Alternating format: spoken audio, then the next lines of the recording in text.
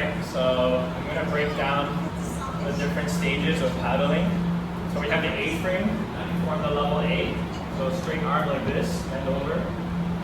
Blade tip as close as possible to the water so that when I do a catch, I just drop my body. That's the second stage.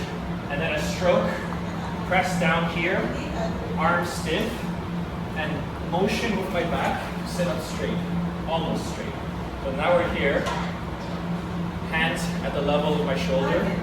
That means you know you've finished your stroke. You're at 45 degrees angle. So you don't have to look down here, you just have to see your arm, your hands over here. When you're done here, exit, and you reset. So catch, hold, exit. When you stroke all the way here, the water pressure starts leaving. That's when you know you've completed your stroke. So what you want to do is at the peak pressure, bounce off of the water like you're pushing against a wall.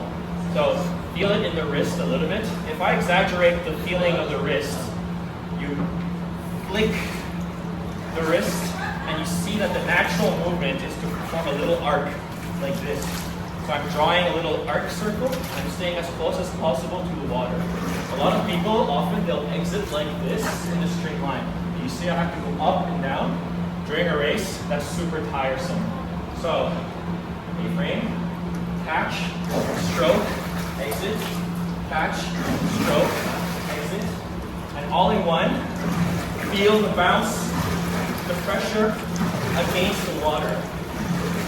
One other thing that's really common as a mistake is cheating. So there's a lot of resistance against the water. There's a lot of pressure at the shoulders here.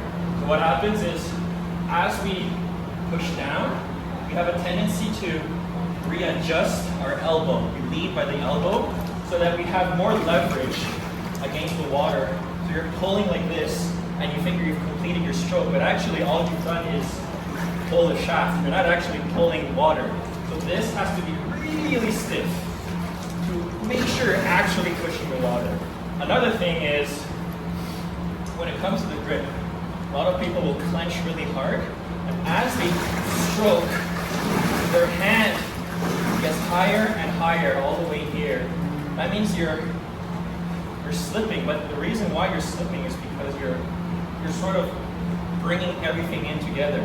When you stroke, you should be able to just hook the paddle with your fingertips. And here, you just have to push down. And the resistance of the water steadies the blade against your hand. You don't have to clench it.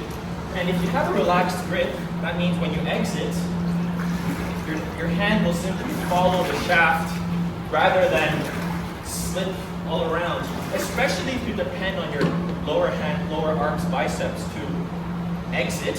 What happens is if you lead with the bottom hand, right? I'm exaggerating right now, but you're pushing yourself out. This motion is what makes you slip upwards. So never lead with your bottom arm to exit. Always lead with the top and with your hips. So you pull and then up. See? I don't even need this arm technically, right? This is just for stabilizing. But for exiting, I don't really need this. So these are like the common pitfalls of stroking.